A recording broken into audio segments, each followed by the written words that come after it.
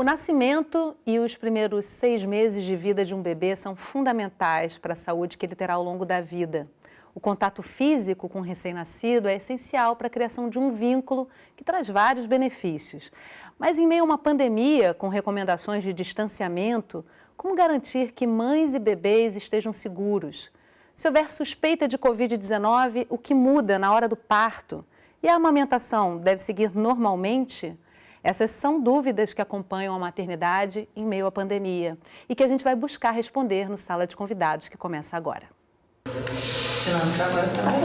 Mudou a dinâmica de processos de trabalho nas unidades de assistência à saúde. O Covid não tem nenhum vírus ainda, foi isolado no leite humano. A gente já passou por muitas epidemias, né? O HIV, a dengue, a zika, a chikungunya. Nossa necessidade é de 15 litros por dia e a gente recebe em média 3 litros por semana. A amamentação não é para ser sofrida, é para ser uma construção de um vínculo entre os dois, né? Conversando comigo hoje pela internet sobre amamentação e parto em tempos de coronavírus, Janine Ginani, coordenadora de saúde da criança e aleitamento materno do Ministério da Saúde. Marcos Renato de Carvalho, pediatra, docente da Faculdade de Medicina da Universidade Federal do Rio de Janeiro e membro da RNPI, Rede Nacional da Primeira Infância. E Maíra Domingues, enfermeira pediátrica e coordenadora da assistência em aleitamento materno do Banco de Leite Humano do Instituto Fernandes Figueira. E a sua participação é fundamental para a nossa conversa. Tem dúvidas e perguntas para os nossos convidados? Então encaminha para mim pelo WhatsApp 021 997018122, pelas redes sociais do Canal Saúde ou pelo 0800 701 8122. A ligação é gratuita. Marcos, Janine, Maíra, muito obrigada por estarem aqui com a gente hoje. Que composição boa para a gente conversar sobre esse assunto. E eu converso com você, Janine, porque o Ministério da Saúde, agora na semana passada, no início de setembro, né, publicou um manual para orientar médicos e profissionais de saúde nesse momento de pandemia. Eu queria começar esse programa com você trazendo para a gente o que de mais importante traz esse manual para que essa lida com a mãe e com o bebê seja a mais segura possível. Bom dia a todos, né? É um prazer estar aqui com vocês, um prazer estar aqui com meus colegas, o Marcos e a Maíra. Dizer que esse momento, assim, tem sido um momento de bastante apreensão, assim, no meio científico mundial, né? E a gente tem tido aí uma confluência de informações, assim, numa dinâmica muito acelerada de produção de evidências. E o Ministério tem acompanhado essa produção de evidências e lançado materiais para trazer essas evidências de maneira mais rápida para os serviços, para que a gente possa assistir a população de uma melhor maneira.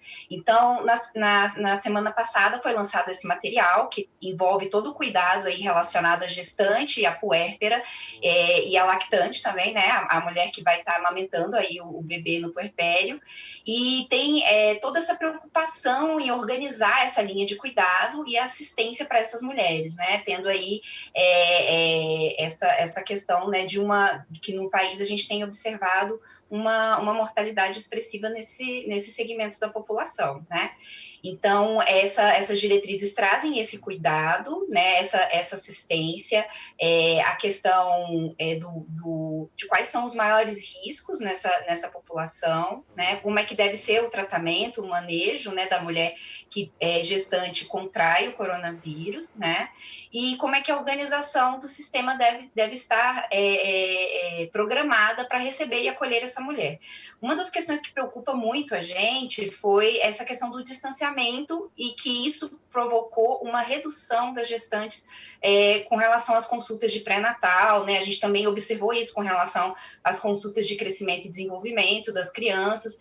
Então, apesar da gente ter investido nessa questão da assistência remota, a gente vê que esse acompanhamento do pré-natal, ele não pode ser flexibilizado assim, né, assim, de maneira a não ter acompanhamento de pré-natal, né, então a gestante tem que ser acompanhada de uma maneira muito próxima pela atenção primária, principalmente aquela que vai desenvolver sintomas gripais e que precisa aí de um tratamento precoce, né.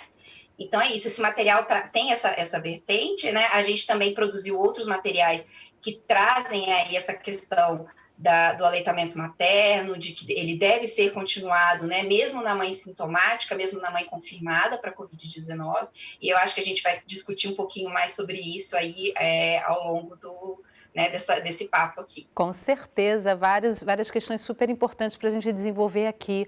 Maíra, qual a importância de se ter um material orientador, unificador nesse momento para o profissional que está ali na ponta, né, lidando com a situação com mães e bebês?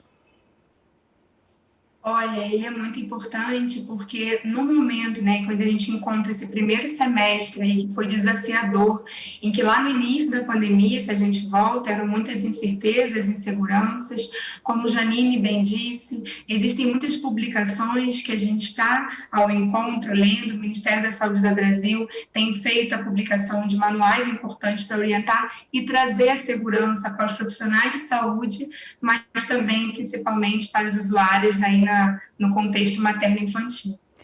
Marcos, você que é pediatra, quando vê uma criança assim que ela nasce ali, uma história inteira pela frente, né? Agora, uma coisa é certa para esses bebês que estão nascendo agora, vão ouvir falar dessa pandemia ao longo da vida, vai ser uma geração que vai ter essa marca, né? De ter nascido em meio a esse momento.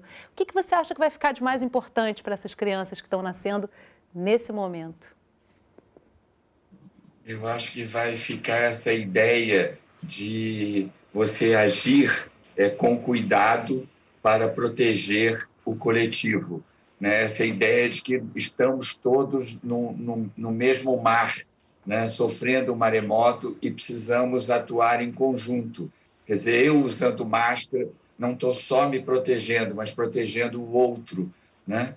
E eu acho que essa noção de cidadania, de empatia, de pensar no próximo, de obedecer às recomendações, eu acho que isso que fica como mais marcante.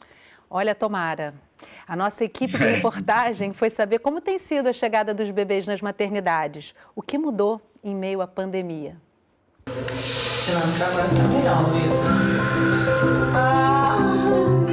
O nascimento em meio à pandemia do novo coronavírus.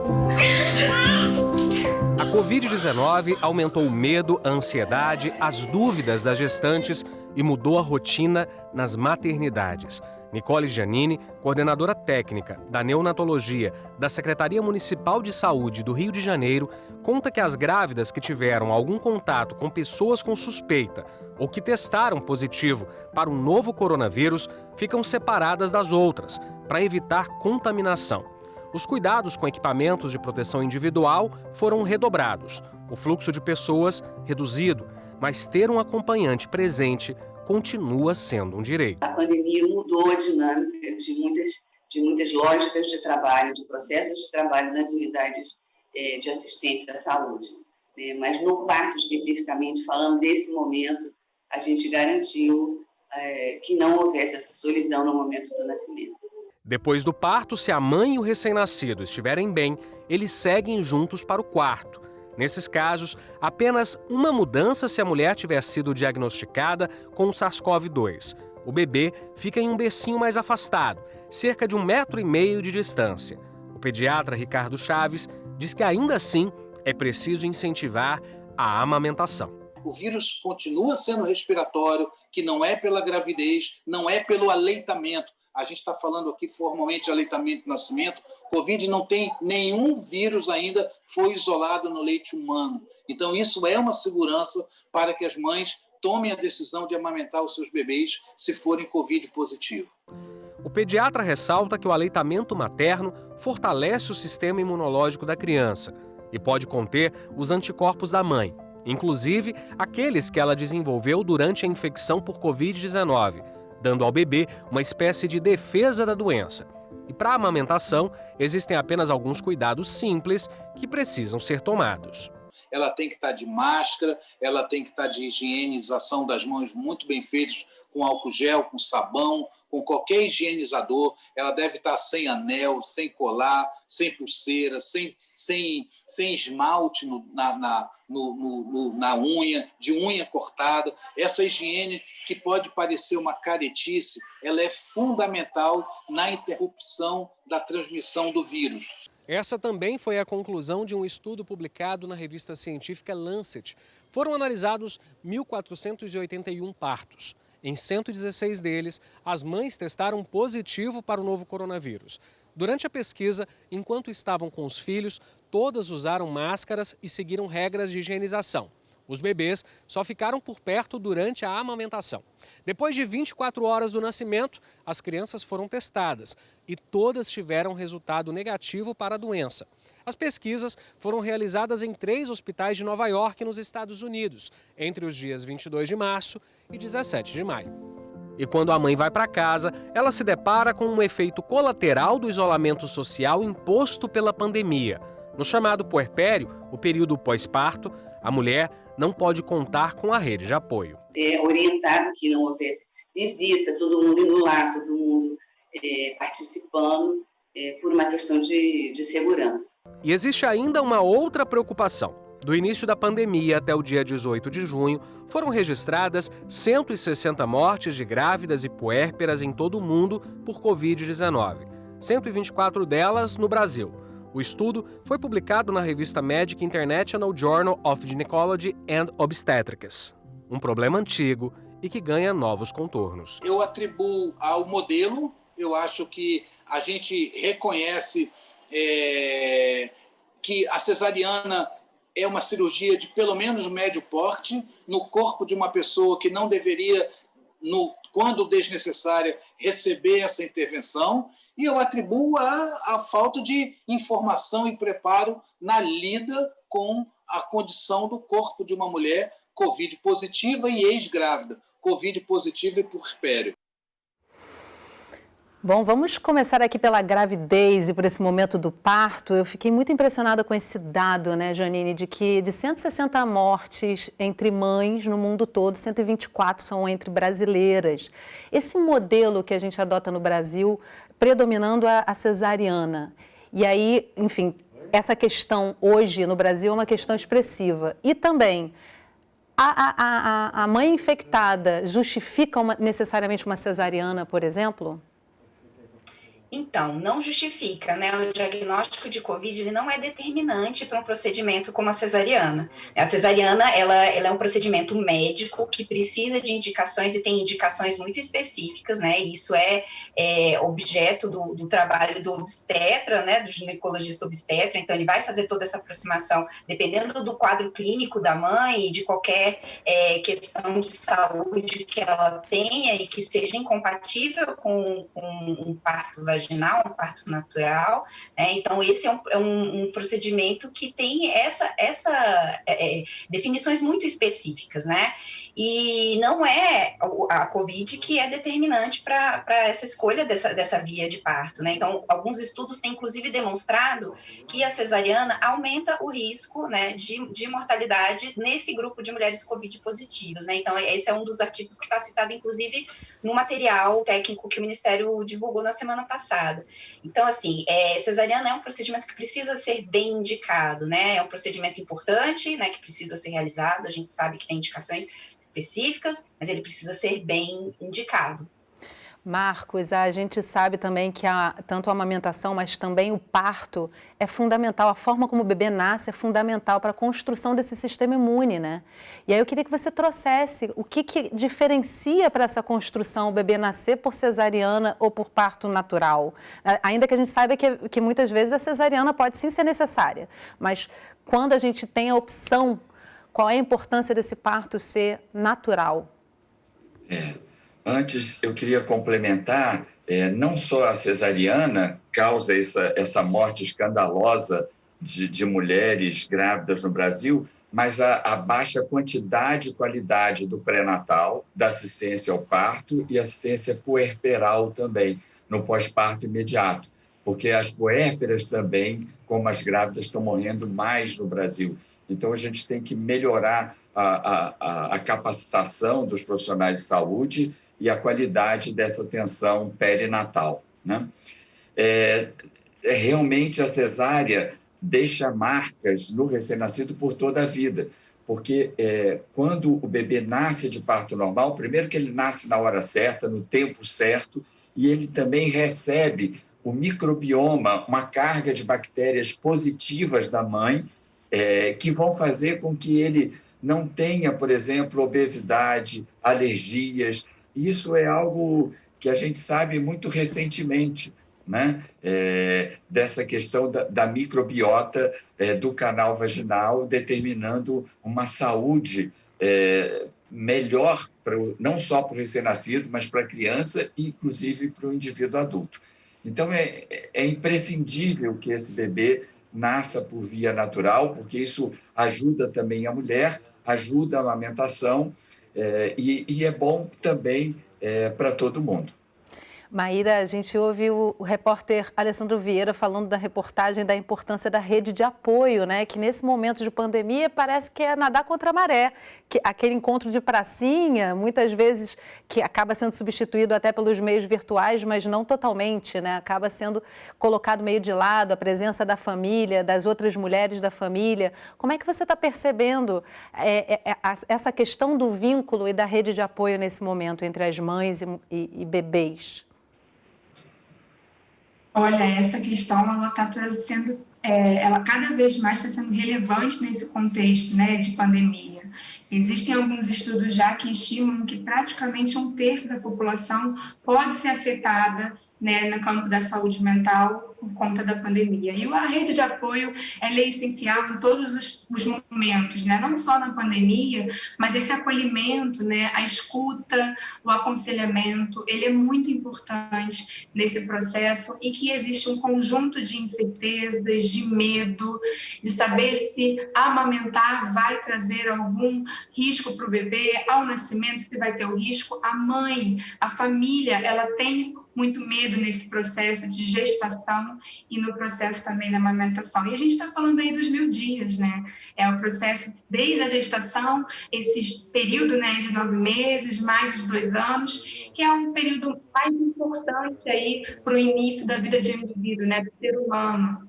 E o quanto esse apoio, as orientações, o acolhimento, o cuidado, eles são tão importantes para que esses 1000 dias aconteçam com as melhores estratégias, né, sendo implementadas nessa fase, como é o pré-natal, as intervenções do parto e depois o aleitamento materno, a imunização e todo o acompanhamento da criança também nessa fase. E que perdura aí ao longo da vida toda, né? Olha só, eu tenho aqui algumas participações já da nossa audiência, eu vou colocá-las primeiramente para a Janine, mas eu quero deixar o convite para que Marcos e Maíra comentem também. Janine, a Celina perguntou para a gente pelo WhatsApp, quem registra e atualiza os dados sobre a contaminação de grávidas pelo novo coronavírus? É um banco de dados separado? Então, a gente tem feito os registros a partir de alguns sistemas paralelos, né? Porque como é um agravo novo, então a gente tem feito os registros em outro sistema, né? Que aí puxa, e a gente tem o consolidado. Quem faz toda essa parte de análise dos dados e essa consolidação é a Secretaria de Vigilância em Saúde. Então, eles fazem aí todo esse trabalho com essas notificações.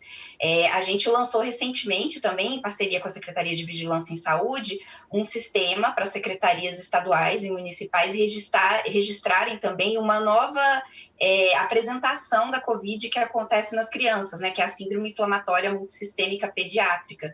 Então, a gente lançou aí esse sistema, tem feito essa conversa com as secretarias estaduais e municipais para que os serviços façam registro também dessa nova apresentação, que é uma apresentação grave em crianças, né, que até então a gente não tinha observado no país, mas até a 34ª semana epidemiológica, que foi há 2 semanas atrás, aproximadamente, a gente teve 200 casos registrados, né? Então, a gente está fazendo esse monitoramento de perto para ver o desdobramento realmente, né, do que a gente tem acompanhado aí desse vírus. É um vírus muito novo e que o mundo inteiro está correndo atrás de conhecimento, né? E essas bases de dados são essenciais para a gente dar uma resposta rápida e efetiva. Com certeza, né, Marcos? Como é que é para quem está ali na ponta obter essas informações de forma unificada, né? As informações são imprescindíveis para você organizar e readequar os serviços de saúde, né? Eu queria ressaltar o que a Maíra falou, a amamentação exige muito da mulher, exige energeticamente, exige uma dedicação exclusiva, E, embora ela amamente, ela não consegue amamentar sozinha. Então, a rede de apoio é fundamental. E tem também o baby blues, a tristeza, que é natural do período puerperal. E se ela está isolada, sem receber nenhuma visita, sem nenhum contato, isso piora muito. Então, além da saúde física, a gente deve atender a saúde mental das puérperas e das mulheres no pós-parto, porque às vezes elas estão muito sozinhas, isoladas, e aí a gente tem que lidar com a telemedicina, chamá-la e tentar arrumar uma maneira de apoiá-la verdadeiramente. Com certeza, né? Porque nesse momento, toda mulher que já viveu esse momento sabe que o isolamento por si só já é bem eventualmente dolorido, né, Maíra? E aí eu queria saber com você o seguinte, acho que as redes sociais já vinham tendo uma interação, uma participação grande e importante na vida dessas mulheres e agora mais do que nunca, como é que você está percebendo essa utilização de ferramenta? Dá para suprir essa ausência através desses mecanismos hoje? Olha, eu não sei se substitui 100%. A gente sempre sente falta desse acolhimento. Nada substitui um abraço, né? Nada substitui um abraço. Nada como um abraço, mas de fato são estratégias comunicacionais que dão suporte. Nós da Rede Brasileira de Bancos de Leite Humano utilizamos muito a teleorientação, a teleconsulta, as informações via WhatsApp, via rede social, para oferecer o máximo de informações às usuárias, sejam doadoras, sejam mulheres que estão com dificuldade de aleitamento materno, para que elas tenham e sintam mais segurança nesse processo. E, de fato, a gente vê em números que, desde junho, né, depois dos primeiros 3 meses da pandemia, a gente teve um aumento das doações, o que no início aconteceu uma queda, com inúmeros esforços de todos os trabalhadores, a gente conseguiu ter um aumento, né, das doações com essa estratégia comunicacional que é a rede social, que é o WhatsApp, enfim, os nossos portais, né, o Ministério da Saúde, publicando que não há riscos, né, na amamentação, no aleitamento materno para a criança. Que boa notícia, né, Janine? Você queria comentar?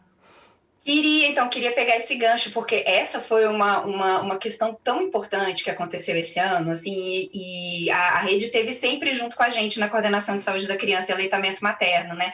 Então, no início do ano, em janeiro, antes da gente sonhar que essa pandemia ia chegar, a gente já tinha recebido o alerta da rede que a gente tinha tido o menor volume coletado na história, assim, desde a década de 90, que é quando a gente monitora os estoques de doação de leite materno.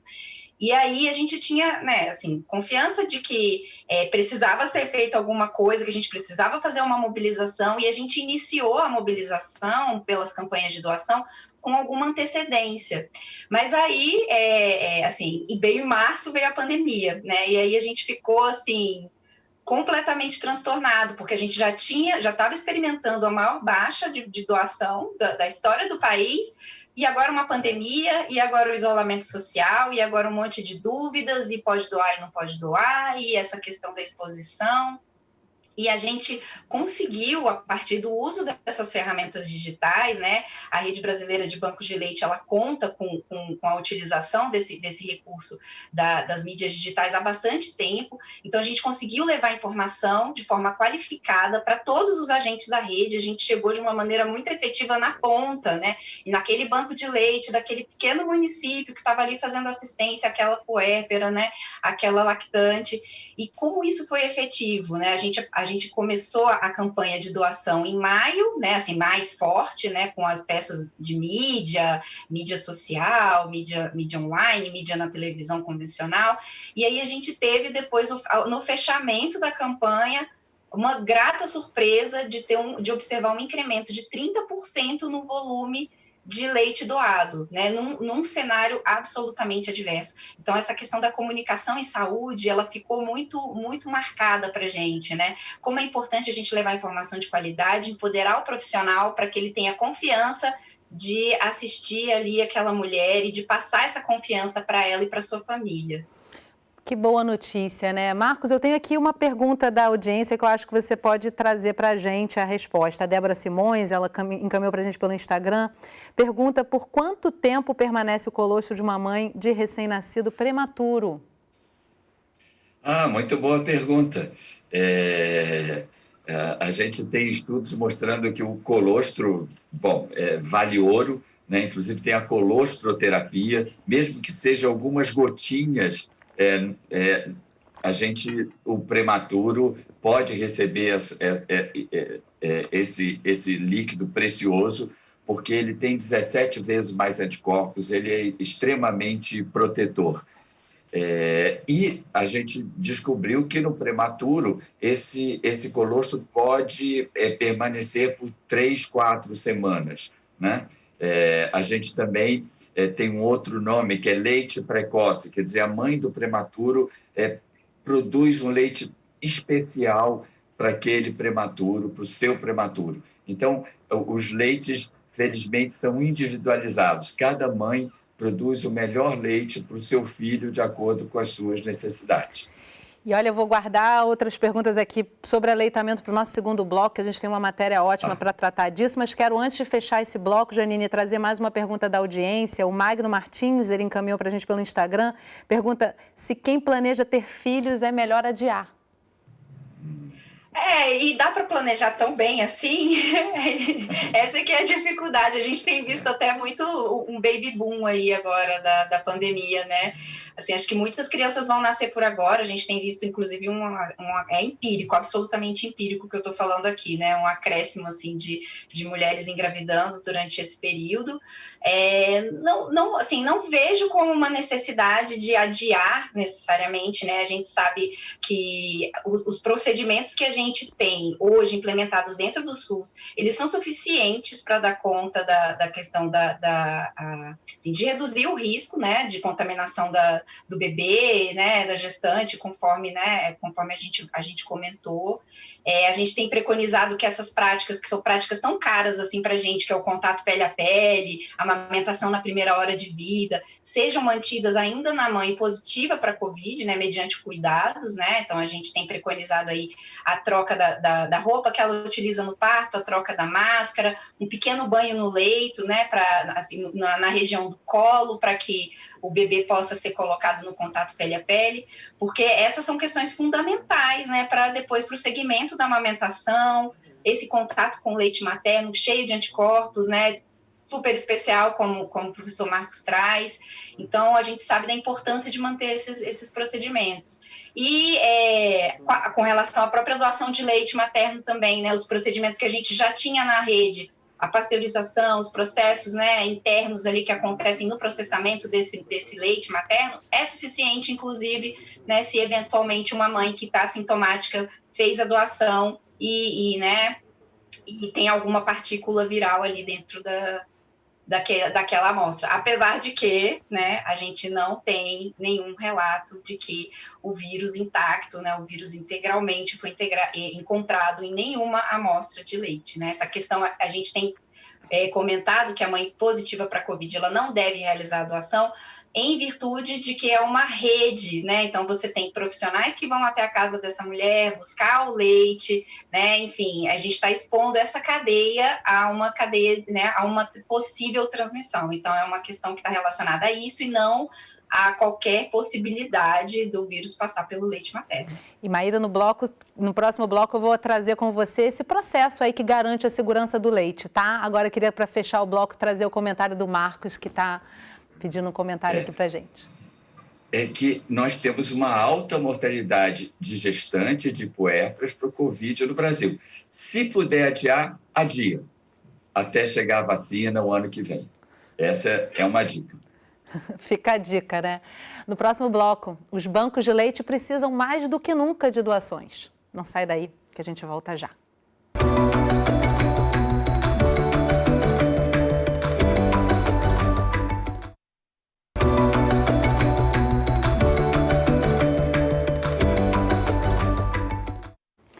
O Sala de Convidados está de volta conversando sobre a amamentação e parto em tempos de coronavírus.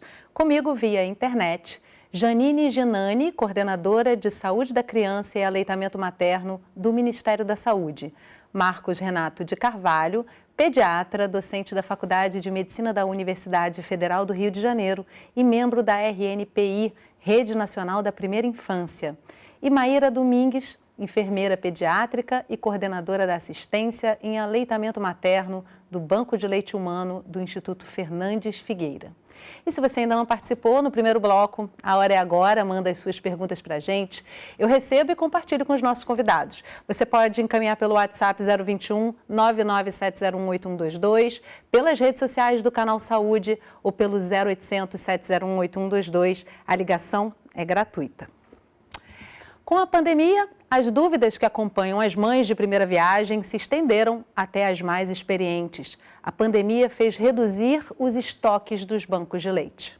Quando eu estava grávida, eu achava que eu não ia gostar de amamentar, eu achava que ia ser incômodo. Eu estava obstinada a amamentar meu filho porque é o melhor para ele, mas eu achava que seria algo que eu não iria gostar de fazer. E realmente no começo não foi fácil. Mãe de primeira viagem, Fernanda tinha muitas dúvidas. E ter o filho em meio a uma pandemia fez com que ela perdesse toda a rede de apoio.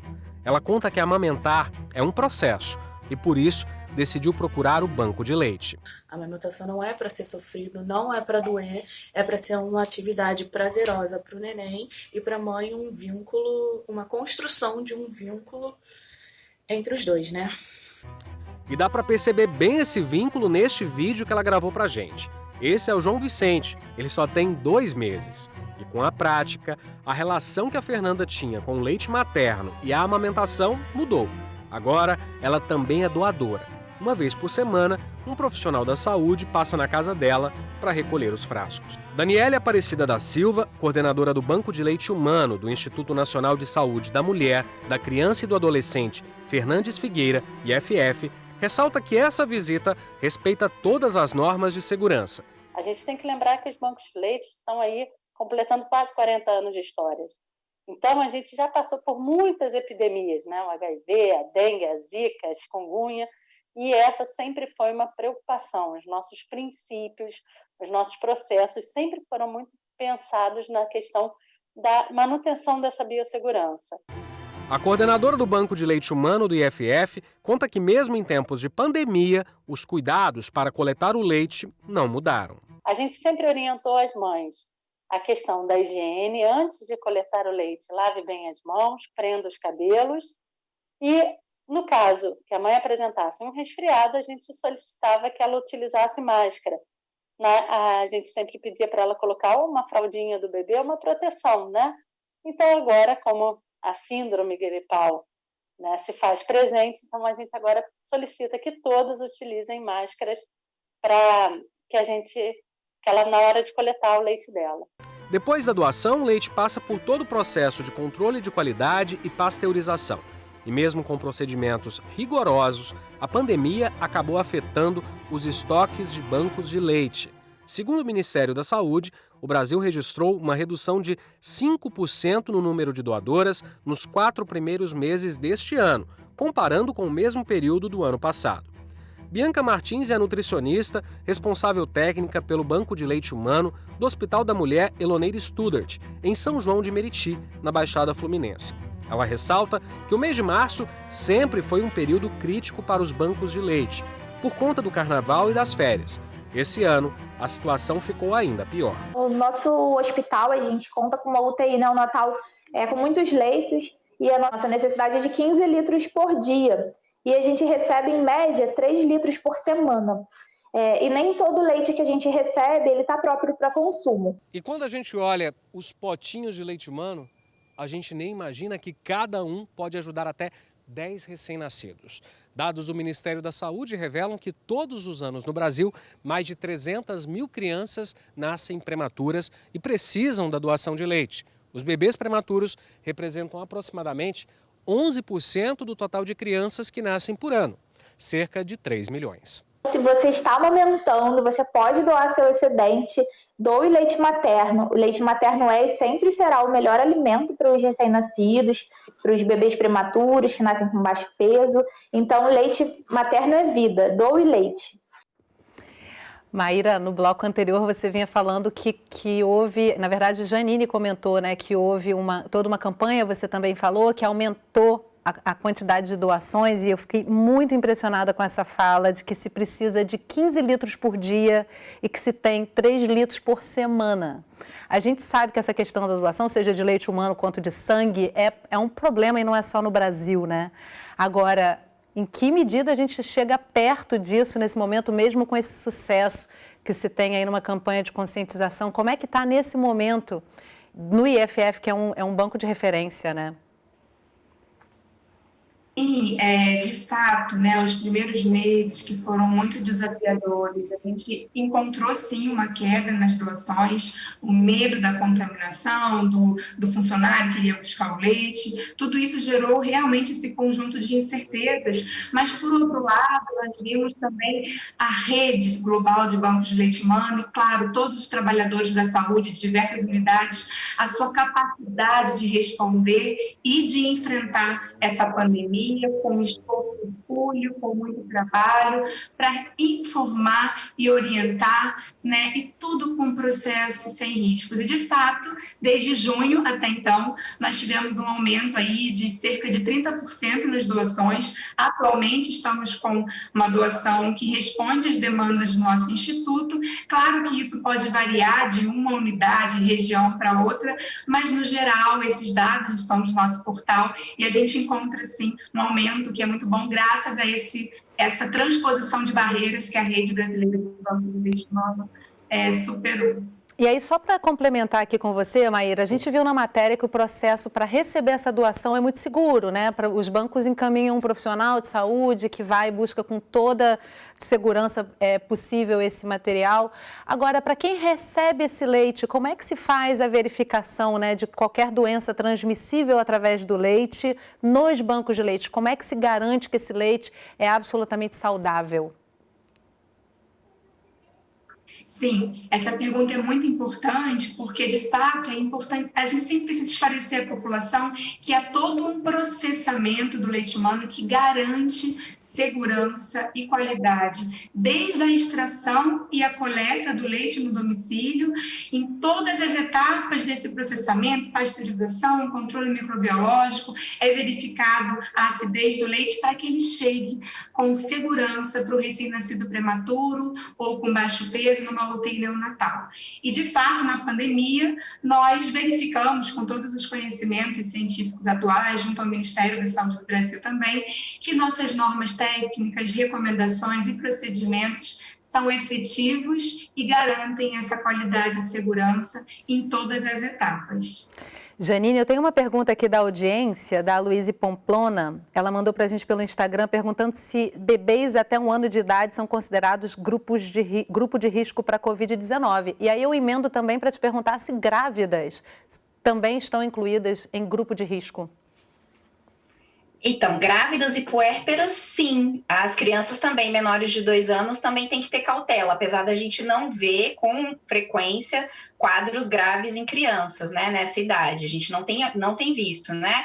Muito embora eu tenha falado aqui dessa síndrome inflamatória multissistêmica pediátrica que a gente tem acompanhado, ela é um evento raro, que normalmente acontece em crianças que têm já alguma comorbidade, inclusive, né? Ou tem alguma doença cardíaca, ou tem diabetes, né? Enfim, alguma outra condição clínica que às vezes extrapola para essa apresentação assim um pouco mais grave, né? E aí eu queria pegar um gancho também nessa fala da Maíra, né, que é tão importante, que a gente ainda não tem realmente essa autossuficiência de leite materno para assistir todas as crianças prematuras que nascem no país, né? A gente deve estar atendendo aí em torno de 60% do total de prematuros que a gente tem nascendo ao ano. E o leite materno é essencial para essas crianças, né? São crianças que já nascem com uma extrema vulnerabilidade. As mães de prematuros têm muito mais desafios na hora de extrair o seu leite, né? O contato da mãe com o bebê gera todo um processo hormonal, químico, que estimula a produção. Então, quando essa mãe está distante do seu bebê, né? Muitas vezes ele pode estar numa unidade de UTI neonatal em cuidados bastante específicos, intensivos, né, entubado, às vezes ela não consegue nem mesmo chegar muito perto da criança, toda a produção de leite dela fica comprometida, né? Então, o banco de leite também é essencial nesse momento para apoiar essas mulheres que estão com os bebês internados. Apesar, né, dela fazer esse estímulo, né? Ela pode retirar leite, ela deve retirar leite, e o leite que ela retira na unidade deve ser ofertado para a criança.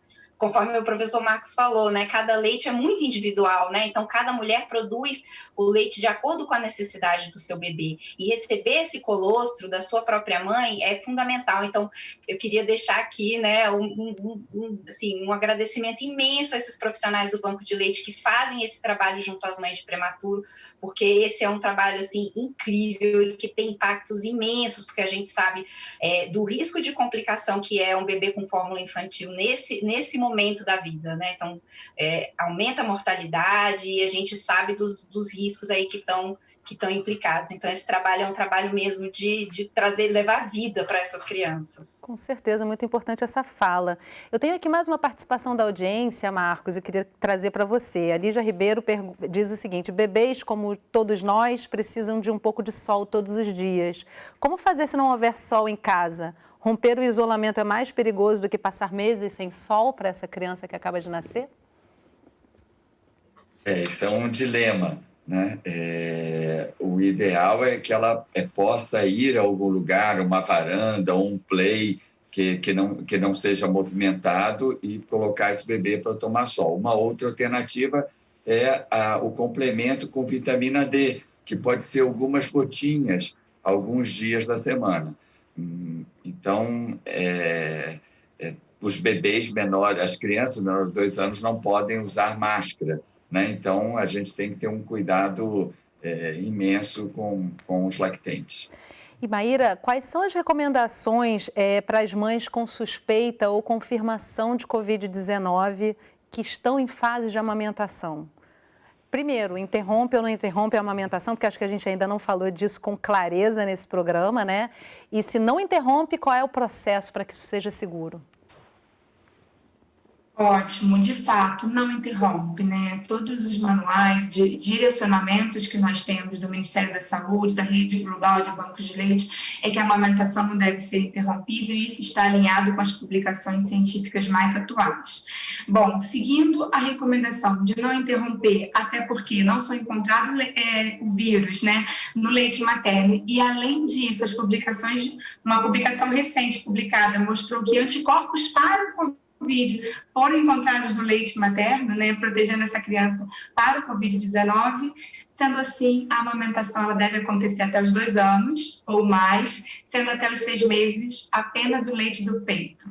E para isso, a mulher que tem suspeita ou confirmação, né, da síndrome ou de sintomas compatíveis com a gripe, né, com o SARS-CoV-2, que é a doença, o vírus que leva à doença Covid-19, é importante que tenha a higienização frequente das mãos antes e após o contato com o bebê, seja para amamentar ou até mesmo para os cuidados, e que utilize a máscara quando for amamentar. Que se evite visitas, né, e também saídas desnecessárias nesse período, né, inicial, e amamente sob livre demanda. Essas são as recomendações mais importantes nesse período de amamentação. Então, Janine, vamos aproveitar esse clima de serviço mesmo, porque acho que isso é um serviço importante que a gente precisa fazer nesse momento, né? Com relação ao pré-natal, você falou lá no iniciozinho do programa a importância de se prosseguir com o pré-natal. No caso do pré-natal, quais são os cuidados recomendados nesse momento?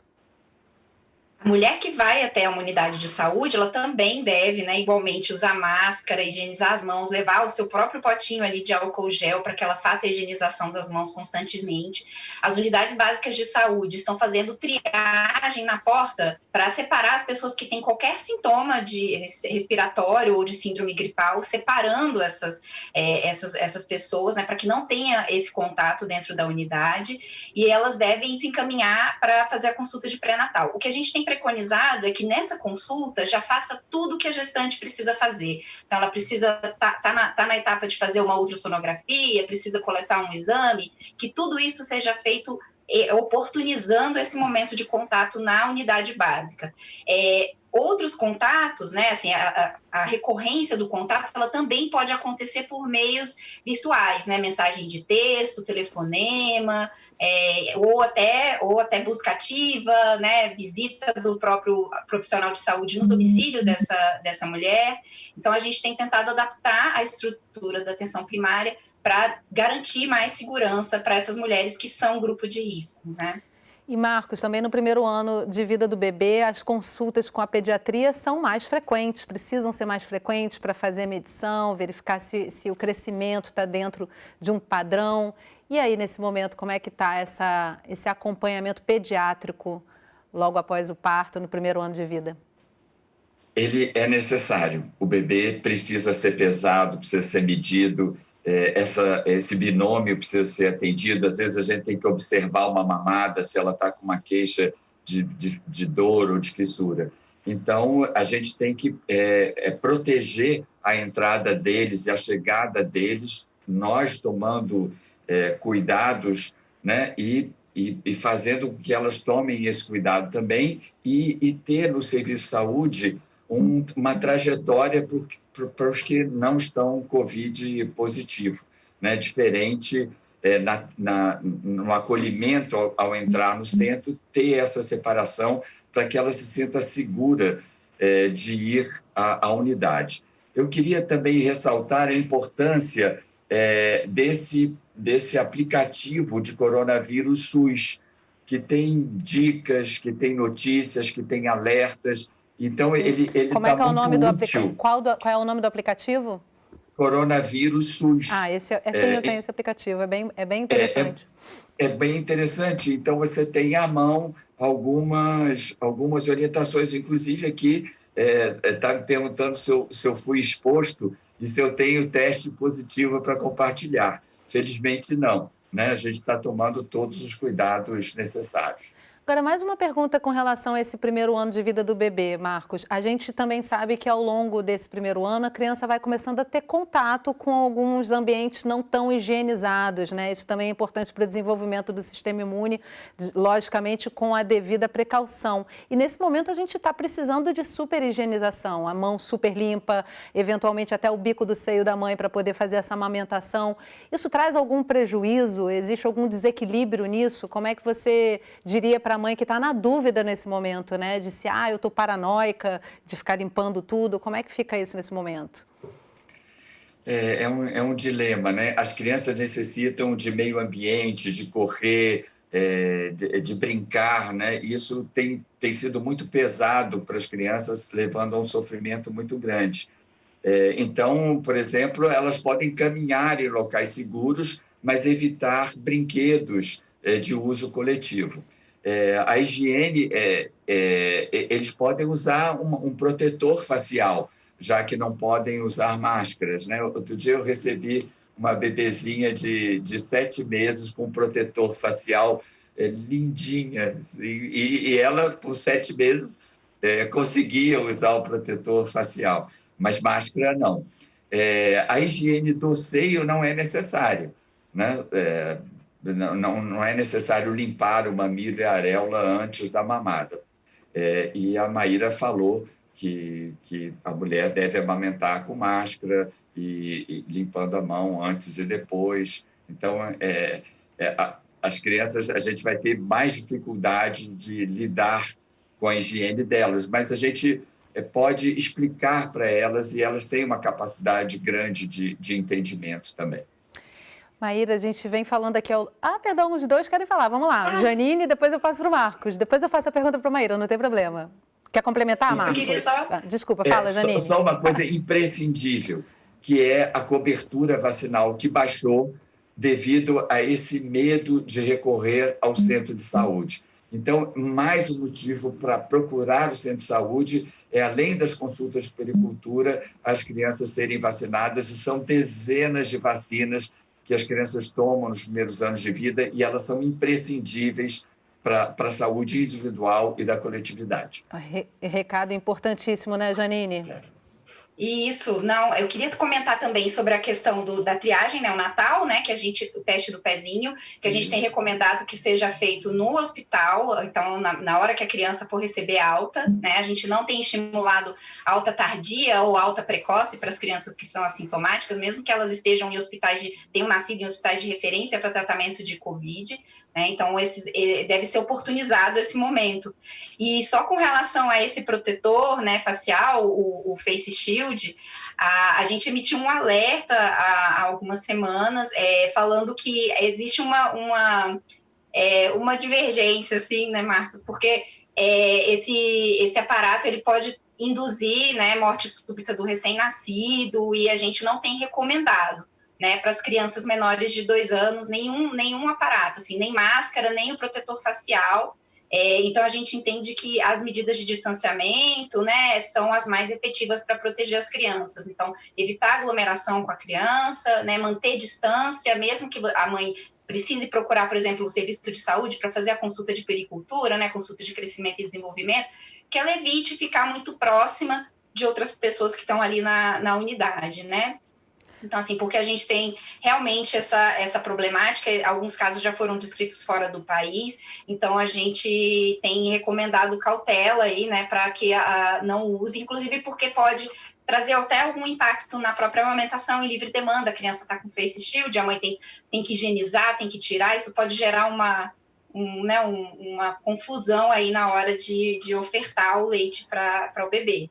Pois é, Janine, te ouvindo, assim, eu percebo quanto que nós todos somos de primeira viagem nesse momento, né? A gente está tendo que aprender tudo, e essa angústia aí que as mães vivem, que os pais vivem nesse primeiro momento de vida do bebê, estamos todos aprendendo, e é super importante ouvir os especialistas para verificar o que se faz, né? E aí, Maíra, eu queria, já embarcando nessa colocação que eu estou fazendo, a gente tem 7 meses aí lidando com a pandemia, mais ou menos, né? E eu imagino que de lá para cá, para quem está na ponta, tenha sido um dia a dia de aprendizado intensivo. Queria saber com você, se você fosse voltar lá atrás e conversar com a Maíra lá no primeiro momento da pandemia, o que você diria para essa profissional de saúde, para os que te acompanham lá, que você já tem de aprendizado dessa pandemia? O que fica desse primeiro momento, desses primeiros meses de pandemia aí? Olha, eu acredito que se eu pudesse falar, né, com a profissional de saúde lá em março, em abril, seria talvez seguir o mesmo que nós seguimos, né? Eu acredito que nós fizemos um trabalho, nós que eu digo, todos os trabalhadores do SUS, tá? Não é só Fernandes Figueira, não é só o Banco de Leite, os trabalhadores do SUS, eles responderam muito bem, procurando informações de fontes, né, fontes seguras e consistentes, robustas, para a prática diária. Então, o que eu talvez diria seria: siga nesse mesmo caminho, busque informações, se atualize. De fato, como Janine disse no início, eram muitas informações no início, algumas vezes, né, das publicações científicas um pouco contraditórias, mas isso é o que uma pandemia trouxe para a gente, é um cenário que nós não vivemos aí há décadas, e as mudanças constantes com a progressão da pandemia, elas vão trazendo, inclusive, respostas que hoje podem mudar daqui a 2 meses. Né? Mas, de fato, até a data vigente, nós estamos sempre buscando orientação das publicações científicas, dos órgãos da saúde, o Ministério da Saúde do Brasil, Sociedade de Pediatria, né, no contexto da amamentação, de obstetrícia, para a gente poder estar oferecendo aí o melhor cuidado, né, com acolhimento, com muito carinho para cada família, para que eles continuem aí seguindo, recebendo todo esse cuidado que nós nos propomos, enfim, fazemos com toda a dedicação e esforço. E que bom que a gente tem esse serviço e o Sistema Único de Saúde para oferecer isso gratuitamente, né? Isso realmente a gente precisa lembrar todos os dias, que é o que há de mais forte nesse momento que a gente tanto precisa. Marcos, para a gente deixar aí um recado para as mamães que estão em casa assistindo a gente, para toda a rede de apoio, o que você diria para essa mãe que vive esse momento com essa angústia a mais, né? Eu gostaria que ela fosse acolhida, né, e que alertasse os seus familiares. A minha cidade aqui, o Rio de Janeiro, atingiu mais de 10 mil mortos, que é mais do que países como a Alemanha e a Bolívia. Então, a flexibilização começou cedo demais, né? Então, nós temos que fazer um apelo à população que mantenham o distanciamento social, mantenham os cuidados.